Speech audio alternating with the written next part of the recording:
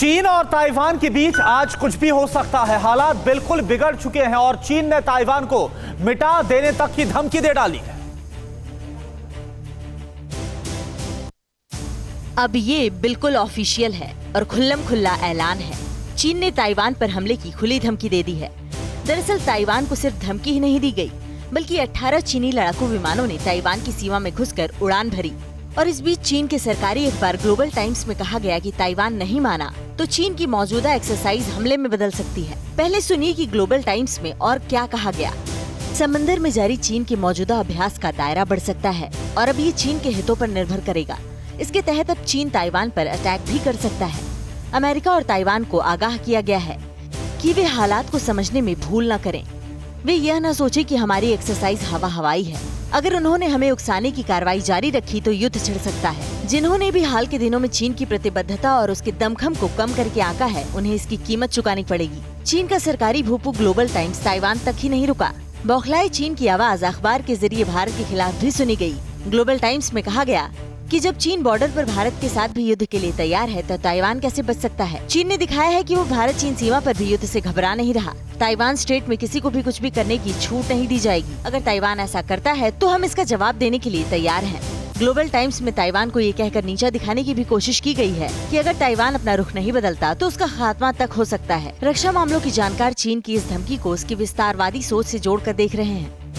इस बीच पूरे इलाके में तनाव तब और बढ़ गया जब शुक्रवार को अमेरिकी टीम ने ताइवान दौरे के वक्त चीनी सेना ने अप्रत्याशित अंदाज में शक्ति प्रदर्शन किया। चीन ने ताइवानी क्षेत्र में लड़ाकू जेट समेत 18 विमान उड़ाए। ये सब उस वक्त हुआ जब अमेरिकी विदेश मंत्रालय के वरिष्ठ अधिकारी कीथ क्रैच ताइवान के आर्थिक मामलों के मंत्री और उप प्रमुख के साथ चर्चा कर रहे थे।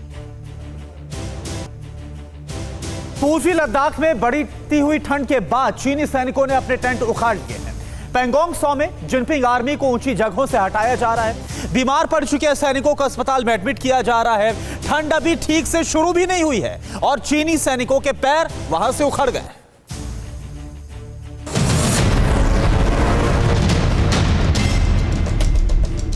एलएसी पर ठंड की वजह से चीन का टेंट, तंबू, हौसला सब कुछ उखड़ चुका है। भारतीय जवानों के सामना करने का मुगालता पालने वाले पीएलए के पिट्ठू ठंड का सामना नहीं कर पा रहे। चीनी जवान अपना बोरिया बिस्तरा पैक कर जिनपिंग की गुफा में जा घुसे हैं। एक तरफ सियाचिन में जहां भारतीय सैनिक पूरे मजबूत हौसले के साथ खड़े हैं, वहीं दूसरी तरफ चीनी आर्मी के जवान ठंड की ठिठुरन से घबरा कर भाग खड़े हुए। अभी तो ठीक से सर्दियाँ भी शुरू नहीं हुई और चीनी सैनिकों के पैर उखड़ चुके हैं। पूर्वी लद्दाख सीमा पर भले ही चीन भारत को आंखें दिखा रहा हो, लेकिन अब उसकी हालत वहाँ बिगड़ने लगी है। ठंड में चीनी सैनिकों की सांस फूलने लगी है। जिनपिंग अपने सैनिकों को अस्पताल पहुंचा रहा है। चीनी सैनिकों की हालत इतनी खस्ता हो गई है कि उन्हें ऑक्सीजन सपोर्ट पर रखा जा रहा है। बिगड़ते हालातों को देखते हुए चीन अस्पतालों की संख्या भी बढ़ा रहा है। ठंड में चीन का टेंट, तंबू, हौसला सब उखड़ा। पैंगोंग में ठंड से चीनी सैनिकों की हालत खराब हो चुकी है। कई चीनी सैनिक बीमार पड़ गए हैं। सैनिकों ने ठंड से डरकर अपने टेंट उखाड़ लिए हैं। ऊंची जगह से पीएलए सैनिकों को हटाया जा रहा है। उन्हें स्ट्रेचर पर लेटाकर अस्पताल पहुंचाया जा रहा है।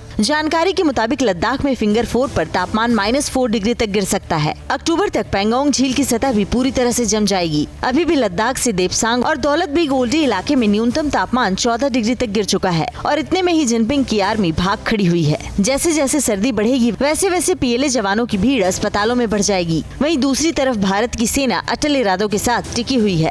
दरअसल भारतीय जवानों के पास पैंगोंग से भी ऊंचे इलाकों में सैन्य ऑपरेशन करने का अनुभव है। भारतीय सेना 22,000 फीट की ऊंचाई वाले दुनिया की सबसे ऊंची जंगी मैदान सियाचिन ग्लेशियर पर अपने बुलंद इरादों के साथ तैनात है।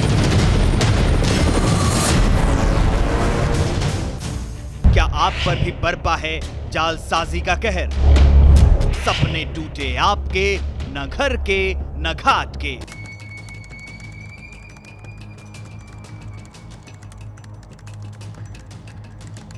देखिए लूट घर हर रात 9:30 बजे। फिक्र आपकी,